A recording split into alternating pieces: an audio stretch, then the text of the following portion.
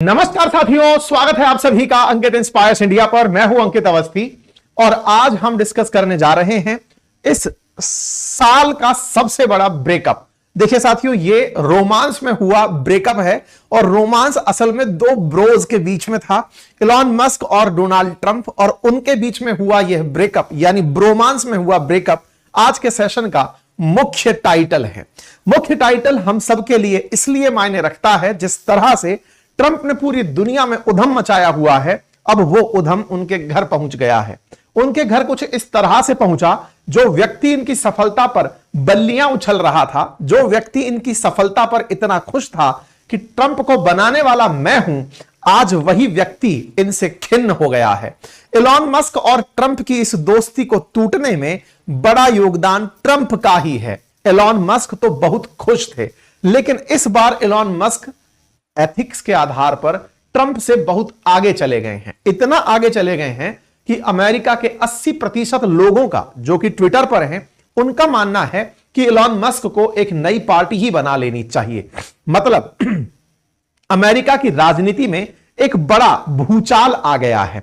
ऐसा भूचाल जिसके चलते इलॉन मस्क को लेकर मेरे द्वारा कही गई कुछ बातें, जिसमें मैं इन्हें भविष्य का राष्ट्रपति क्लेम करता हूं, हालांकि कुछ लोगों का कहना है कि हो सकता है ये मार्स पे जाकर राष्ट्रपति बने, लेकिन इलॉन मस्क का अगर राजनीति में मन हुआ तो वो ट्रंप जैसे राजनेता तो नहीं बनेंगे और वो बहुत कुछ अमेरिका के लिए अच्छा करेंगे। कुछ ऐसा प्रतीत होता अमेरिकियों को दिख रहा है।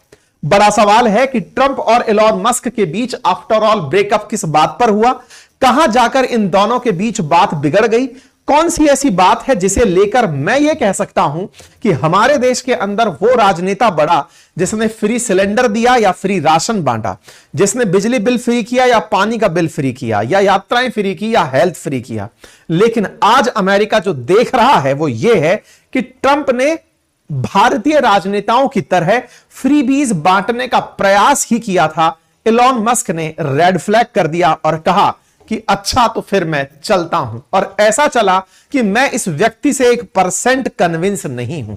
आज के सेशन में जानेंगे उस कहानी को जिसके चलते इलॉन मस्क ने ट्रंप का साथ छोड़ा, और ना केवल साथ छोड़ा, जिद्दी ट्रंप इलॉन मस्क के खिलाफ खुलकर उतर आए। इतना तक कह दिया कि सुविधाएं जो इलॉन मस्क को सरकारी सब्सिडी के रूप में दी जा रही हैं, उन्हें तत्काल प्रभाव से बंद कर दिया जाए। मस्क भी कहां चुप रहने वाले थे, ट्विटर पर कंट्रोल जो करते हैं, उन्होंने साफ साफ कहा कि आप मुझ पर बम गिराने की सोचते हैं, जरा विचार कीजिए कि आपकी अगर एप्स्टीन फाइल खुलकर आ गई तो दुनिया को क्या बताइएगा।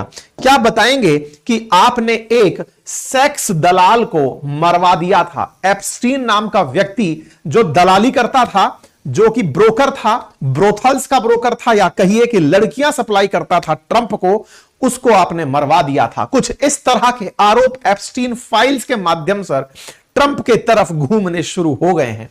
क्या कहानी है इन दोनों के कलेश की?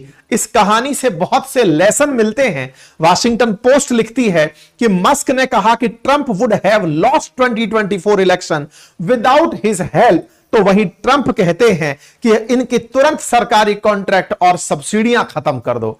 दो दोस्तों के बीच में हुआ यह जो झगड़ा है, जिसमें एक कह रहा है कि अगर मैं ना होता तो ट्रंप राष्ट्रपति ना बनते, राष्ट्रपति कहते हैं कि अगर मैं हूं तो मैं तुम्हारी सब्सिडी और गवर्नमेंट कॉन्ट्रैक्ट सब खत्म कर दूंगा और तुम्हें किसी लायक नहीं छोड़ूंगा। शायद किसी ने सही कहा है कि जब विवाद देखना हो तो दो दोस्तों के बीच हुआ विवाद देखिए, क्योंकि जब दुश्मनी करनी होती है तो दोस्त सबसे भीषण दुश्मन बनकर आते हैं। अब कौन किसके लिए कितना भीषण दुश्मन बनेगा, यह तो आने वाला समय बताएगा। और वाकई में ये लोग दोस्ती के नाम पर लांछन थे या केवल मौका परस्ती, क्योंकि शायद दुनिया ने दोस्ती की यह परिभाषा तो कभी एक्सपेक्ट नहीं की होगी जो इस समय ट्रंप और इलॉन मस्क के बीच देखने को मिल रही है। साथियों, आपको याद होगा हाल ही में गोल्डन की देकर के मस्क को ट्रंप ने विदा किया था। आपको याद होगा, इस पर हमने सेशन भी किया है। हाल ही में इन्होंने ट्रंप का साथ छोड़ा था, यह कहते हुए कि माननीय ट्रंप, आपने जो मुझे जिम्मेदारी दी थी वो जिम्मेदारी थी कि मैं आपके सरकारी विभागों का खर्च घटाऊं। मैंने अपनी जिम्मेदारी डोजी डिपार्टमेंट में रहते हुए बढ़िया से की, डिपार्टमेंट ऑफ गवर्नमेंट एफिशिएंसी में रहते हुए बढ़िया से की। लेकिन अब वक्त आ गया है कि मैं चलता हूं, क्योंकि मेरी और आपकी नीतियां सेट नहीं बैठ रही हैं। इसका मतलब कहीं ना कहीं ऐसा था कि इन्हें यह फीलिंग आ चुकी थी कि अगर ये ट्रंप के साथ रहे तो अपने एथिक्स के साथ कॉम्प्रोमाइज करने लगेंगे, और एथिक्स के साथ होते इन कॉम्प्रोमाइज को शायद मस्क देख नहीं पाए। आप में से बहुत तरह के प्रश्न दिमाग में बन रहे होंगे, हम उन सभी प्रश्नों को आज लेकर चलेंगे। फिलहाल के लिए तो आप इन ट्वीट्स को और ट्रुथ पर आए मैसेजेस को देख सकते हैं। अब तो कई बार यह बिलीव होने लगता है कि यह ट्रंप ने जो ट्रुथ नाम से अपना सोशल मीडिया हैंडल बनाया था, वो क्या केवल इसीलिए बनाया था कि उन्हें पता था कि एक दिन मस्क से झगड़ा होगा और वो उस झगड़े को झेल नहीं पाएंगे। इसी चलते वो मस्क को जवाब भी ट्रुथ के माध्यम से दे रहे हैं, ट्विटर के माध्यम से नहीं दे रहे हैं। इस पर मस्क का जितना भी बयान हो, कुल मिलाकर लोगों के दिमाग में तो मसाला ही दे गया है, और मसाले में मस्क पीछे नहीं हट रहे हैं। वो बार बार उनसे एक ही चीज पूछ रहे हैं कि सर वो आपकी एप्स्टाइन फाइल के बारे में क्या कहना है। चर्चा है साथियों एक ऐसे युद्ध की जो दो दोस्तों के बीच में है, लेकिन दो देशों के संघर्ष से कम नहीं है।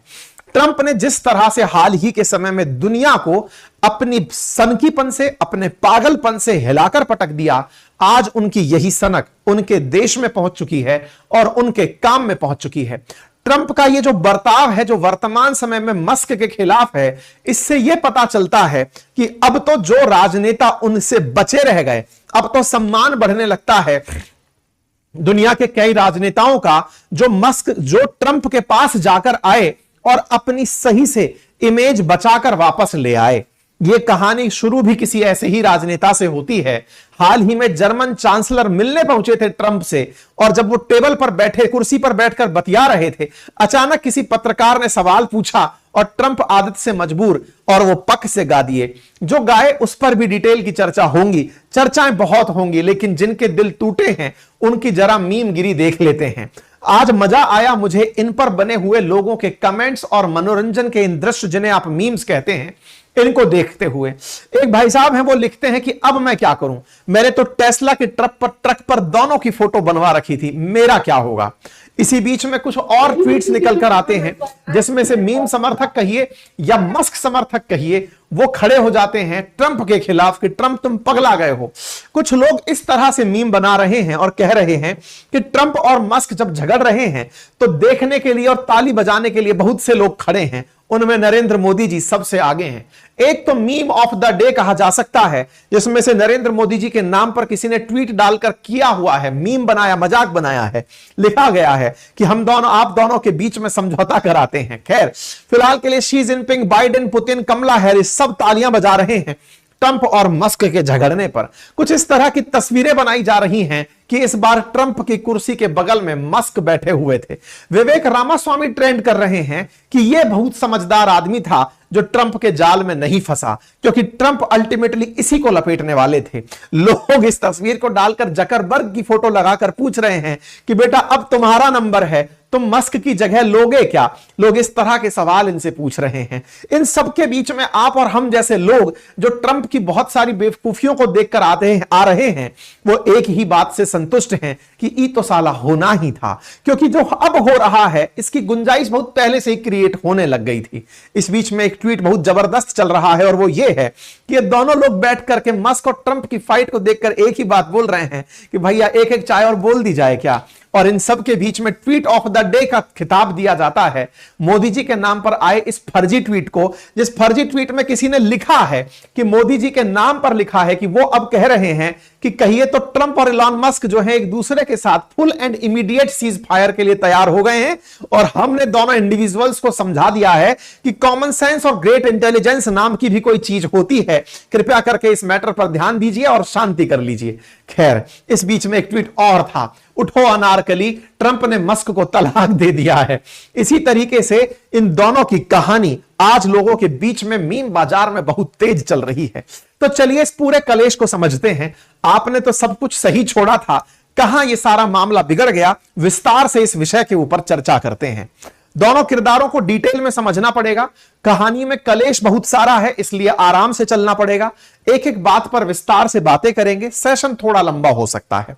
सेशन की लंबाई में इन दोनों के अपने अपने पक्ष जानने जरूरी हैं, लेकिन जो सबसे बड़ा और जरूरी पॉइंट है वो है एक बिल जिसका नाम है वन बिग ब्यूटीफुल बिल। असल में ये जो वन बिग ब्यूटीफुल बिल नाम से बिल, अब बिल की कहानी क्या है थोड़ा सा समझते हैं।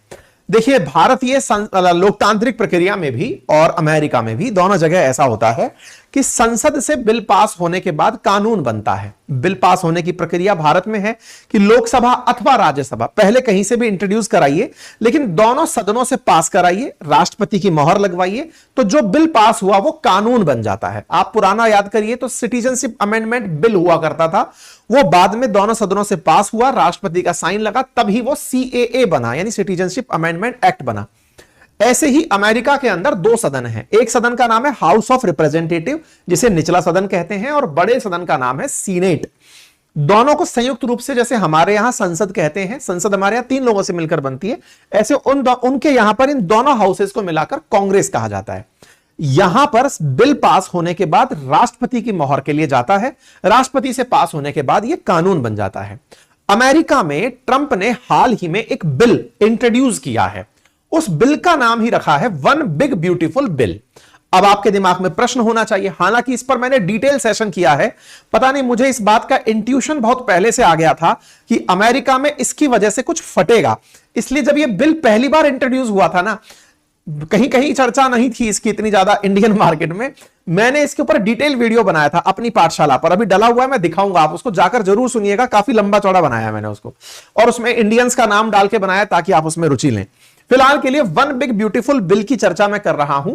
चर्चा में यह है कि इन दोनों, मतलब बिल का कंटेक्स्ट क्या है कि बिग है और ब्यूटीफुल है, यानी कि इसमें बहुत सी चीजें हैं और यह ट्रंप की नजर में बहुत ही अच्छा काम है जो ट्रंप करने जा रहे हैं।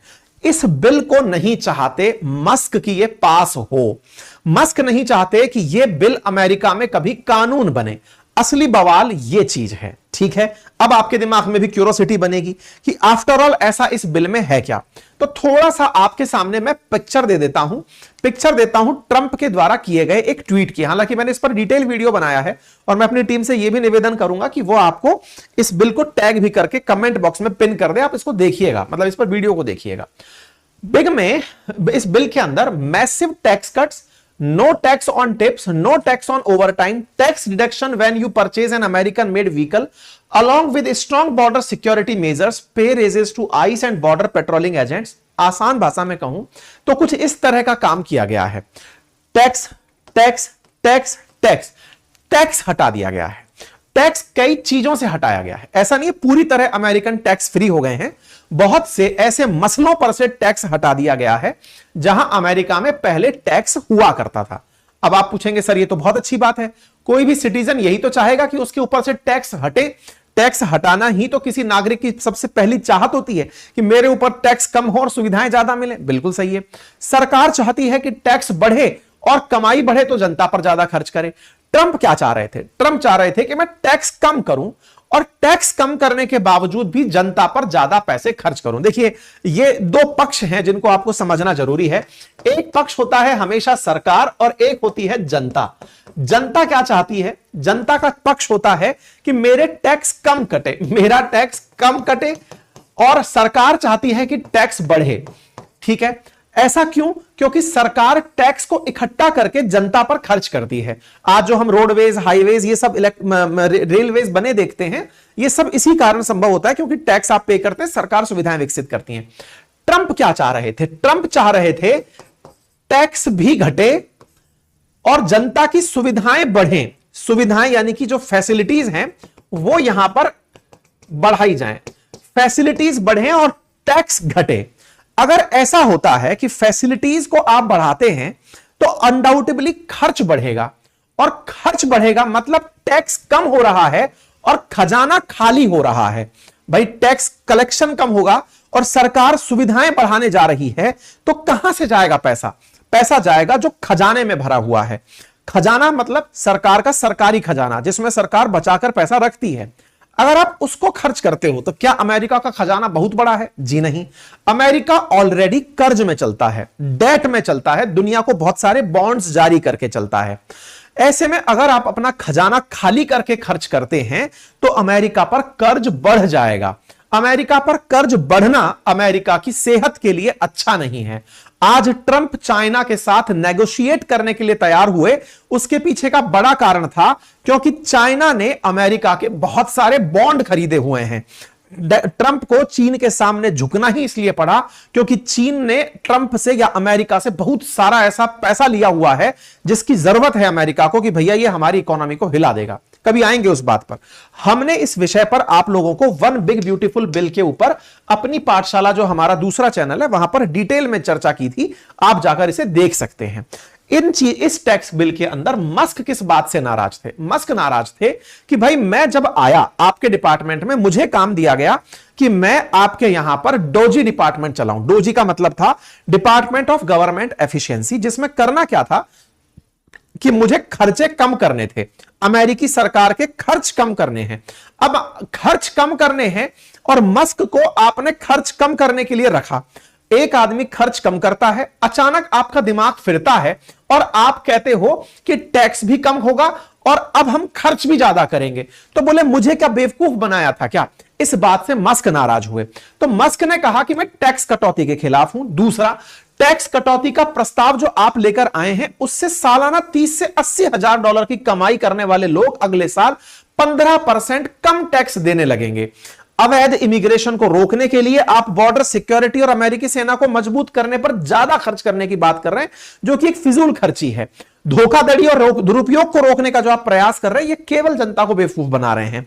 कुल मिलाकर के इन्होंने मतलब बिग ब्यूटीफुल बिल में अमेरिकी सरकार की कर्ज सीमा भी ट्रंप ने बढ़ा दी कि अमेरिकी सरकार जो कर्ज ले सकती है वो ज्यादा कर्ज ले सके। ट्रंप ने इस बिल में ये प्रोविजन डाल दिए। एलॉन मस्क इस बात के खिलाफ थे।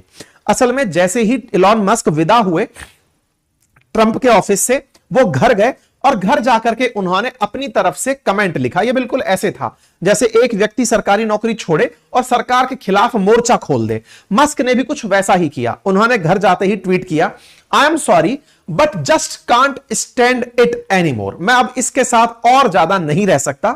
This is massive outrageous pork field congressional spending bill is discussing अब नॉमिनेशन। अब इन्होंने जो अपनी बातें लिखी और उसमें लिखा, shame on those who voted for it, you know you did it wrong, you know it. भाई साहब ये जाकर फट गए।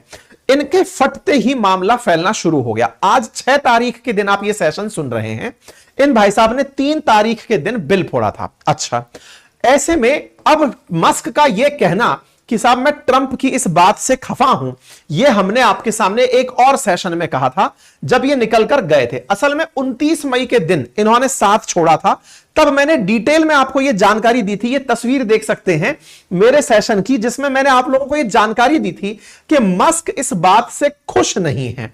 मैंने आपको यह सेशन की हेडिंग भी चेंज नहीं की है, मस्क ने छोड़ा साथ करके हमने एक सेशन किया था, अंकित इंस्पायर इंडिया पर ही है, और उसमें मैंने ये तस्वीर लिखा के कहा था कि मस्क इस बात से खुश नहीं है।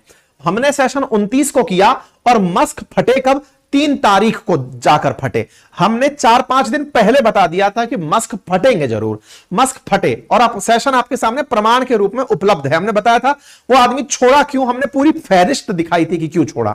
अच्छा, ऐसे में मस्क भाई साहब अपनी तरफ से सारी बातें बताते हुए कि देखिए हमने पूरी तरह से छोड़ दिया।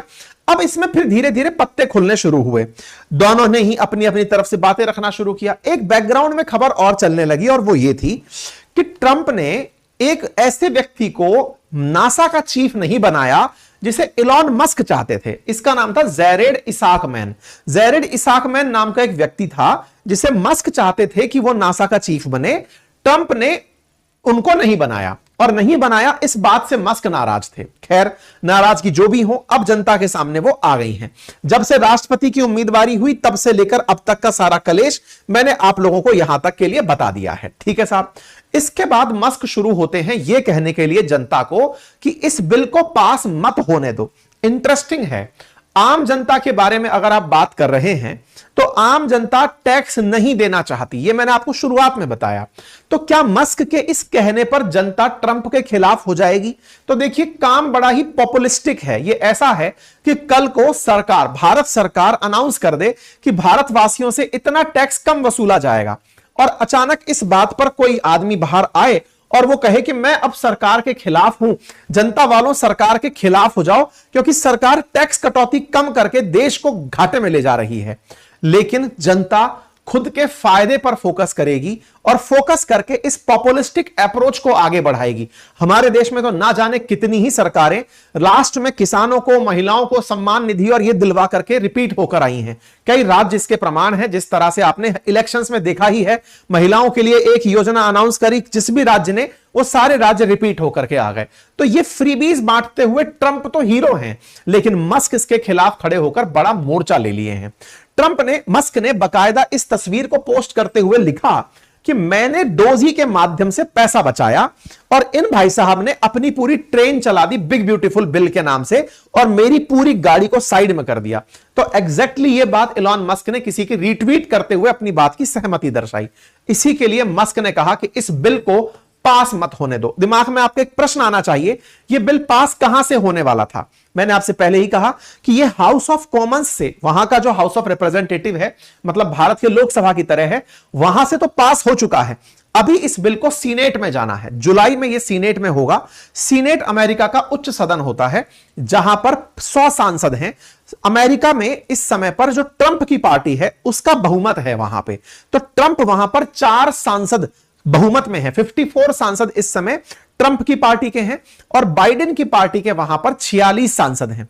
अगर वो जो 4 सांसद हैं सीनेट में, अगर वो मस्क के साथ हो गए तो यह बिल पास नहीं हो पाएगा। हो सकता है कि मस्क उन सीनेटर्स को प्रभावित करने का काम करे इन सभी चीजों से। वो लोगों को बार बार एहसास दिला रहे हैं कि इस बिल को पास नहीं होने देना है। इस विषय पर ये दोनों लोग जो आपस में भिड़े, वो भिड़ने की खबर न्यूज बन गई। अब भिड़ने की खबर कहां से निकल के आई? ये कल की ही बात है, गुरुवार की बात है। गुरुवार को क्या हुआ कि जर्मनी के चांसलर जो थे ना, वो इनसे मिलने आए और ये अपने जो बड़ बोले भाई साहब हैं, ये मीडिया देखते हैं। मैंने पहले भी कहा कि ये भाई साहब पत्रकार रहे हैं, एंकर रहे हैं, होस्ट रहे हैं। ब्रेकिंग खबर करने की और बोलने की इनको बहुत तेज मचती है अंदर से। तो ऐसा ही इनके साथ कल कुछ हुआ। ये जब बतिया रहे थे टेबल पर बैठ करके, इनसे किसी पत्रकार ने पूछ लिया कि सर वो मस्क के बारे में क्या ख्याल है। अब इनसे रुका नहीं गया। रात की बात थी। इस बीच पर ये बात तुरंत बाहर निकल आते हैं और ये कहते हैं कि मुझे हमेशा से इलॉन पसंद रहे हैं। आपने देखा होगा कि उन्होंने मेरे लिए क्या कहा। उन्होंने मेरे बारे में कुछ भी बुरा नहीं कहा। मैं चाहूंगा कि वे बिल की बजाय मेरी आलोचना करें, क्योंकि बिल तो शानदार है। यह हमारे देश के इतिहास में सबसे बड़ी कटौती होगी। अरे बिल्कुल होगी, खजाना लुटा दोगे तो कटौती ही होगी। इलॉन और मेरे बीच बहुत अच्छे रिश्ते थे। मुझे नहीं पता आगे भी हमारे बीच अच्छे रिश्ते रहेंगे या नहीं। पत्रकारों ने जब इनसे पूछा इस बात पर, ये भाई साहब यहां नहीं रुके और ये थोड़ा और आगे निकल गए। इन्होंने अपने इस बिल में ऐसी बात उजागर की कि मस्क को असल में चुभ ये बातें रही हैं। कौन सी बातें? बोले असल में इस बिल की पूरी जानकारी इलॉन मस्क को तो डे 1 से थी। मैं यहां पे कह सकता हूं कि इस रूम में जितने लोग बैठे हैं उनसे ज्यादा इस बिल के बारे में मस्क जानते थे। उन्हें इससे तब तो कोई दिक्कत नहीं थी। दिक्कत तो तब हुई जब मैंने इलेक्ट्रिक व्हीकल्स के मैंडेट में कटौती करने की बात की, जिसमें अरबों डॉलर खर्च होता है। अब इस कहानी को थोड़ा सा समझ लीजिए। असल में क्या है, अमेरिका में इलेक्ट्रिक व्हीकल्स को खरीदने के लिए जैसे भारत में सब्सिडी दी जाती है, ऐसे अमेरिका में भी सब्सिडी दी जाती है। इलेक्ट्रिक व्हीकल्स में टेस्ला, जो कि ट्रंप, उसकी मस्क की कंपनी है, उसका बड़ा काम है, मतलब बड़ी कंपनी है वो। ऐसे में जब सरकार सब्सिडी देती है तो टेस्ला की बिक्री ऑटोमेटिक बढ़ने लगती है। टेस्ला के समर्थन में ट्रंप खुद तक उतर के आए हैं, कई बार प्रचार तक किया है। ऐसे में अगर मैं सब्सिडी घटाता हूं तो सब्सिडी घटाने की बातें मैंने बिग ब्यूटीफुल बिल में की थी। इससे टेस्ला के मालिक मस्क नाराज हो गए। उनको यह बात बुरी लगी कि मैं ईवी के ऊपर कटौती करके उनके धंधे को नुकसान पहुंचा रहा हूं। उन्होंने कभी कोई शिकायत नहीं की, लेकिन जैसे ही हमारी सरकार से अलग हुए उनकी राय बदल गई। इलॉन से मैं बहुत निराश हूं, मैंने उनकी बहुत मदद की है। अब ये वही वाली बात है जैसे भारत पाकिस्तान के बीच मैंने सीज फायर करवाया है, ये वैसी ही बात है, मैंने मस्क की बहुत मदद की है। मस्क इस बात से बिखर गए कि यार तू कहीं भी मुंह निकालकर बस चोंच निकालकर थूक देता है, थोड़ा विचार कर कि इस पद पर बैठने में भी मेरा कंट्रीब्यूशन है मेरे भाई। इस पद पर यानी कि राष्ट्रपति बनाने में उस भाई ने $250 मिलियन खर्च किए, इनके साथ में कोई नहीं खड़ा था बिलियनियर, वो व्यक्ति अकेला खड़ा होता है, अपना पूरा ट्विटर झोंक देता है, पैसा लगाता है और इनको राष्ट्रपति बनवाता है, और ये बात बोल रहे हैं कि मैंने उनकी बहुत मदद की।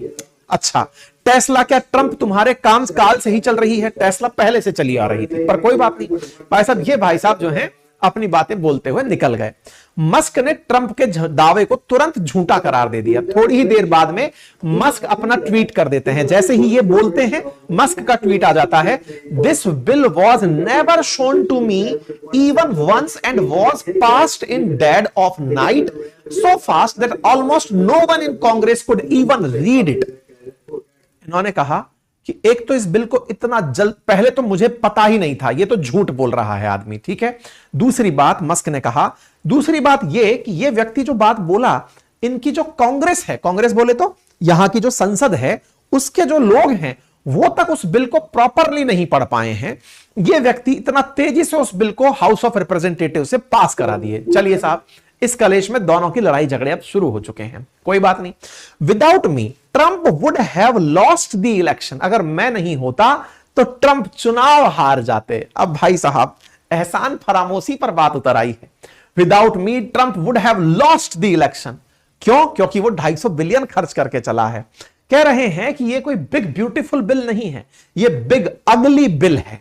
मतलब ब्यूटीफुल का बिल्कुल सिनोनिम और एंटोनिम कर दिया इन्होंने कि ये तो अगली बिल है और इस अगली बिल को नहीं होना चाहिए। सरकार ने इलेक्ट्रिक व्हीकल्स और सोलर एनर्जी की छूट तो कम कर दी, लेकिन ऑयल गैस कंपनियों को मिल रही मदद को वैसे की वैसे रहने दिया, यह गलत है। अच्छा, अब यह बात तार्किक रूप से अगर आप सोचें तो यही सच्चाई भी है। पूरी दुनिया ट्रंप के इस फैसले पर हैरान थी। कौन सा फैसला? आपको याद होगा, पेरिस क्लाइमेट डील में दुनिया ने यह डिसाइड किया था कि कार्बन एमिशन को कम करना है। आप और हम मिलकर के भी तमाम प्रयास सोलर एनर्जी के कर रहे हैं, इलेक्ट्रिक व्हीकल्स के कर रहे हैं, ताकि कार्बन प्रदूषण कम हो और दुनिया के अंदर टेम्परेचर राइज होने से रुके। लेकिन इन भाई साहब ने क्या किया? पहले तो पेरिस क्लाइमेट डील से बाहर हुए, पुराने कार्यकाल में बाहर हो गए थे। इस बार इन्होंने उस और उल्टा काम किया। उन्होंने कहा दुनिया मरे तो मरे, मैं क्या कर रहा हूं, मैं तो जाकर ग्रीनलैंड ले लूंगा, कब्जा कर लूंगा, ये कर लूंगा और वो कर लूंगा, और दुनिया वालों कार्बन उत्सर्जन भर भर के करो। मतलब अपने देश के नागरिकों से कहा कि क्यों जबरदस्ती ईवी के चक्कर में पड़े हो, खूब ज्यादा तेल कंज्यूम करो। और मैंने इस पर आपको चर्चा के दौरान कहा भी था, मैंने कहा ये जो कर रहे हैं कदम, ये बड़ा ही एक्सट्रीम पागलपन है जो ट्रंप कर रहे हैं। ट्रंप केवल खुद का सोच रहे हैं, उन्हें परवाह नहीं है दुनिया पर इसका क्या असर होगा।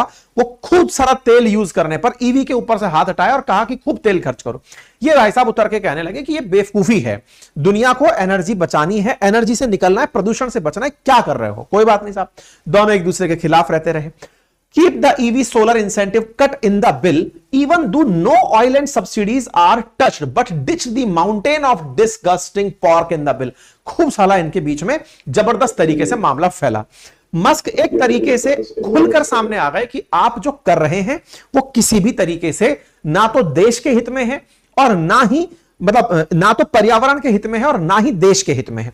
दोनों का आमना सामना होना शुरू हुआ।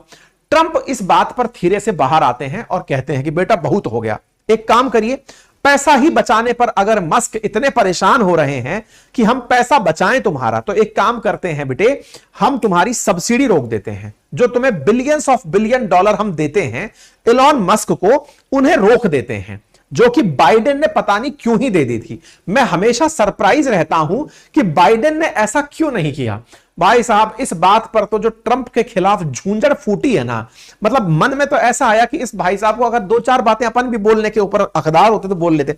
अभी कुछ लोग मुझे कमेंट बॉक्स में लिख रहे थे और मुझे पर्सनली भी कई लोग ट्विटर पर भी ट्वीट करके लिख रहे हैं कि सर आप ट्रंप को इतना ग्रिल मत किया करिए, आपको अमेरिका का वीजा नहीं देगा, अमेरिका का वीजा नहीं देगा। जिस दिन इसने ये नियम बनाया था ना, उस दिन ही मेरे दिमाग में यह बात आई थी कि ये भाई साहब मेरे वीजा नियमों में मेरा तो वीजा कट गया क्योंकि इसको हमने खूब रोस्ट किया है। कोई बात नहीं भाई, 4 साल अमेरिका नहीं गए तो अमेरिका नहीं आगे निकल जाएगा, वही रहेगा जहां था। लेकिन इस आदमी के बारे में चर्चा करने में बड़ा आनंद आता है। पागलपन देखिए आप।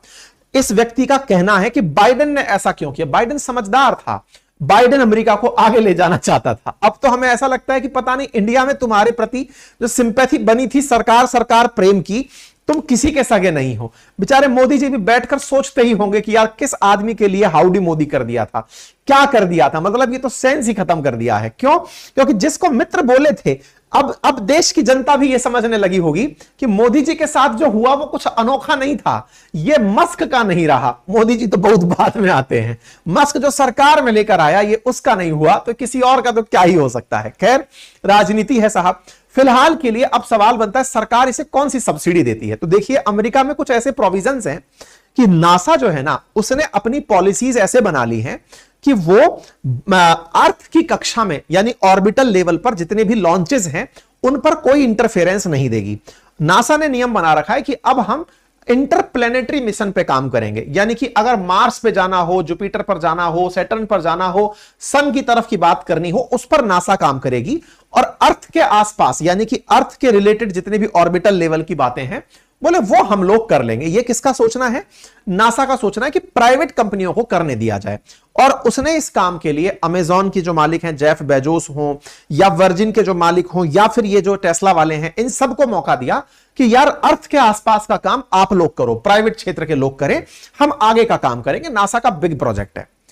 ऐसे में इन प्राइवेट कंपनियों को जिसका बिल्कुल एक्सपोजर नहीं है, उनको सरकार ने कुछ बजट्स में राहत दी थी कि आपको हम अपनी तरफ से ऐसे वो जगह देंगे जहां से आप टेक ऑफ इजीली कर सकते हैं, अपनी जो रॉकेट्स हैं उनको अच्छे से ले जा सकते हैं, रॉकेट्स की खरीद में हम आपको इतनी सहूलियत देंगे, और आपके जो प्रोडक्ट्स हैं उन प्रोडक्ट्स का हम यूज भी करेंगे, सो दैट आपका पैसा भी निकल कर आए। सरकार ही निकल कर आएगी तभी संभव होगा, अदरवाइज इंडस्ट्रीज चल नहीं पाएंगी।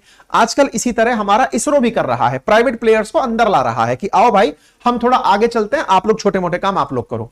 तो ऐसे में अमेरिका ने इन जैसे लोगों को डेवलप किया था। यही कारण है कि इलॉन मस्क स्टारलिंक जैसी कंपनी बना लिए, और वो ऐसी कंपनी बनी, इस मतलब स्टारलिंक जैसा प्रोडक्ट बना लिए स्पेस एक्स के अंडर कवर। और स्पेस एक्स इनका एक बहुत अल्टीमेट ड्रीम प्रोजेक्ट बन गया, और ऐसा प्रोजेक्ट बन गया कि वो अब इंटरनेशनल स्पेस स्टेशन जो है वहां तक सामान पहुंचाने में इन्हीं का रॉकेट यूज आता है। इंटरनेशनल स्पेस स्टेशन पर पहले रूस का सोयूज नाम का रॉकेट यूज हुआ करता था, अब वहां पर इसका मस्क का ड्रैगन नाम का जो एयरक्राफ्ट है, या कहिए तो रॉकेट कहिए, उसके माध्यम से सामान इंटरनेशनल स्पेस स्टेशन, जो कि एक तरह का 3 बेडरूम कमरा है ऊपर तैरता हुआ, वहां पर भिजवाया जाता है ड्रैगन से। जैसे ही ये बात बोली, इलॉन मस्क भाई साहब भड़क गए। इनने कहा सुनो, अगर ऐसा ही है ना, तुम हमारी सब्सिडी खत्म करने की बात कर रहे हो, तो लो बेटा, मैं अपना ड्रैगन स्पेसक्राफ्ट तुरंत इमीडिएट प्रभाव से रोक लेता हूं, चला लो तुम्हारा इंटरनेशनल स्पेस स्टेशन। क्यों? क्योंकि नासा ने अपना डेवलपमेंट किया ही नहीं। मजबूरी है नासा की कि उसे ड्रैगन के माध्यम से ही माल भेजना पड़ेगा। पुतिन से ले क्यों नहीं सकते? क्योंकि पुतिन को इन्होंने सैंक्शन किया हुआ है, सोयूज का इस्तेमाल करते नहीं है। अब इनके पास इंटरनेशनल स्पेस स्टेशन पर जो बैठे हुए अंतरिक्ष यात्री हैं, उनको लाने का कोई जुगाड़ नहीं बचा। करें तो करें क्या? मस्क ने तत्काल प्रभाव से कहा कि अच्छा, अगर तुम्हें इतना ही लग रहा है तो लो, मैं मेरा ड्रैगन हटा रहा हूं। ये आज की बात है, आज का कलेश है जो चल रहा है। ठीक है साहब, आगे बढ़ते हैं। अब इस बीच में मस्क ने कहा कि तुम बिलियन डॉलर लेने की बात करते हो, तो आओ थोड़ा जनता को स्वाद चखाते हैं। किस बात का? आइए, तो समय आ चुका है एक बड़े बॉम्ब को फोड़ने का। बॉम्ब से याद आया, मैंने कहा था पुतिन फोड़ेगा यूक्रेन पे बॉम्ब, फोड़ दिया, सुबह सुबह ही फोड़ दिया। पर मेरे सामने बड़ी दो दुविधाएं थी। मैं इस बॉम्ब की चर्चा करूं कि पुतिन और यूक्रेन वाले बॉम्ब की चर्चा करूं? पुतिन और यूक्रेन का बॉम्ब भी डिस्कस करूंगा, है मेरे आज के कार्यक्रम में उसका चर्चा भी है। लेकिन फिलहाल ये बॉम्ब बड़ा था, इसमें काफी सारी कहानियां थी, तो इसको डील करना पहले जरूरी था, इसलिए हम इस पर हैं। भाई साहब ये आते हैं और कहते हैं अब समय आ गया है एक बड़े बॉम्ब फोड़ने का। तो ट्रंप महोदय बताइए कि एप्स्टीन फाइल्स क्या हैं, क्यों नहीं अभी तक उनको पब्लिक किया गया है? आपके लिए दिन अच्छा हो डोनाल्ड ट्रंप। भाई साहब इन्होंने अपनी तरफ से बोलते हुए कहा कि एप्स्टीन फाइल्स के बारे में क्या ख्याल है, और साथ में लिखा mark this post for the future the truth will come out. और याद रखिएगा, सत्य सामने आएगा। जैसे ही यह बात आई, चर्चाओं में एप्स्टीन फाइल्स चर्चाओं का सबसे बड़ा पॉइंट बनकर आ गया। फाइल से मतलब होता है, पहले मैं थोड़ा सा बता दूं, जैसे भारत के अंदर एक फाइल काफी चर्चित रहती है, ताशकंद फाइल्स, लाल बहादुर शास्त्री जी की मौत से जुड़ी हुई फाइल जो कभी पब्लिक नहीं हुई। ऐसे बहुत से किस्से हैं, सरकार जांच करके उन्हें बाहर नहीं निकालती है, उन फाइल्स को रख लेती है। क्यों?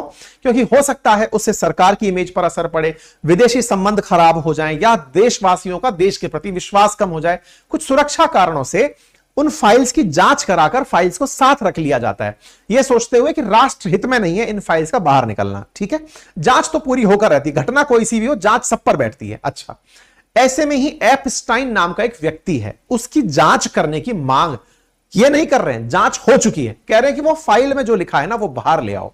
अब आप पूछेंगे ऐसा उस फाइल में क्या लिखा है? भाई साहब, चर्चाओं में लोग ट्वीट पर तुरंत उतर आए कि मजा आ गया भाई, पूछो पूछो क्या है, क्या कहानी है। तो भाई साहब, बात है एक ऐसे व्यक्ति की जिसका नाम है एप्स्टाइन। यह व्यक्ति 2019 में मर चुका है।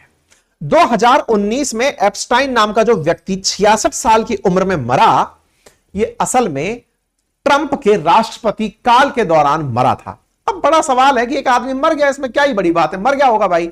मरा इस व्यक्ति की कहानियां जो है ना, वो इसके मरने पर सवाल खड़ा कर देती हैं। ऐसी कौन सी कहानियां हैं?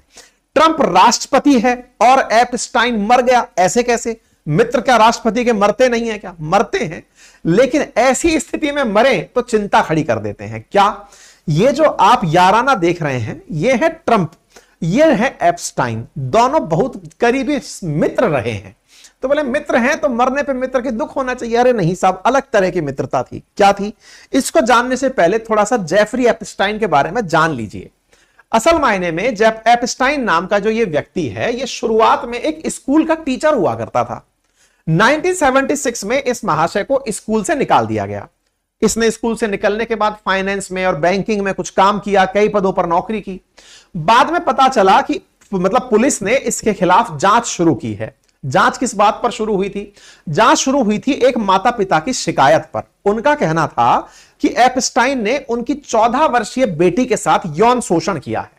जांच हुई तो पता चला कि एप्स्टाइन ने 36 लड़कियों के साथ यौन शोषण और उत्पीड़न किया था, जिसमें कुछ 14 साल की थी। 2 के मामले में इसको दोषी ठहराने की दलीलें हुई। 2008 में उसे दोषी ठहराया गया। हालांकि एप्स्टाइन 18 महीने ही जेल में बिता पाया और उसके बाद में यहां पर से इसको बाहर निकाल दिया गया। वर्ष 2019 में उसको फिर से गिरफ्तार किया गया और न्यूयॉर्क और फ्लोरिडा में नाबालिगों की यौन तस्करी के आरोप में मुकदमे के दौरान एक सीरियल यौन अपराधी ने अगस्त में अमेरिकी जेल में आत्महत्या कर ली। मतलब क्या हुआ साहब? इस व्यक्ति को गिरफ्तार किया गया 2019 के अंदर यौन तस्करी के आरोप में। मतलब ये सप्लायर था, लड़कियों को सप्लाई करता था बड़े बड़े लोगों तक। एक व्यक्ति जिसने 36 बच्चियों के साथ यौन शोषण किया, वो यौन शोषण करने वाला व्यक्ति ट्रंप का बहुत करीबी था। अब ये कितना बड़ा आदमी था इसको समझिए। ये एक हाई प्रोफाइल क्रिमिनल था। हाई प्रोफाइल क्रिमिनल कैसे? इसके संबंध अमेरिका और अमेरिका के बाहर बहुत सारे बड़े लोगों से थे और ये उनके लिए लड़कियां, ड्रग्स, फ्लाइट्स, ये सब सप्लाई और अरेंज किया करता था। इस मामले की परतें जब खुलने लगी तो उस खुलने में सबसे बड़ा योगदान दिया वर्जीनिया गिफ्रे नाम की एक महिला ने। उसने एप्स्टाइन को वेश्यावृत्ति और नाबालिग में लालच, मतलब नाबालिगों को लालच देने के मामले में दोषी भी ठहराया गया था। और इस एप्स्टाइन के बारे में फ्लोरिडा और न्यूयॉर्क में रहने वाली इस वर्जीनिया गिफ्रे ने बताया था कि इस महिला ने, मतलब इस महिला के आरोप के चलते यह मामला इतना हाईलाइट हुआ था कि ब्रिटिश जो राजघराना है, उन्होंने अपने प्रिंस को बेदखल कर दिया था। एक हेडलाइन आप देखें, एंड्रयू नाम का एक व्यक्ति है, उसने 12 मिलियन में सेक्स क्लेम जो एक लड़की के द्वारा किया गया था उसे ड्रॉप करवाया था। अब यह कहानी क्या है, इसको थोड़ा और पीछे से चलकर देखते हैं। वर्जीनिया गिफ्रे करके जो महिला है, उसने आरोप लगाया कि प्रिंस एंड्रयू ने और जेफरी एप्स्टाइन ने उनका यौन शोषण किया है और यह महिला 2025 के अंदर सुर्खी बनती है कि यह मृत पाई जाती है, यह सुसाइड कर लेती है। कौन? वर्जीनिया गिफ्रे। कहानी क्या है?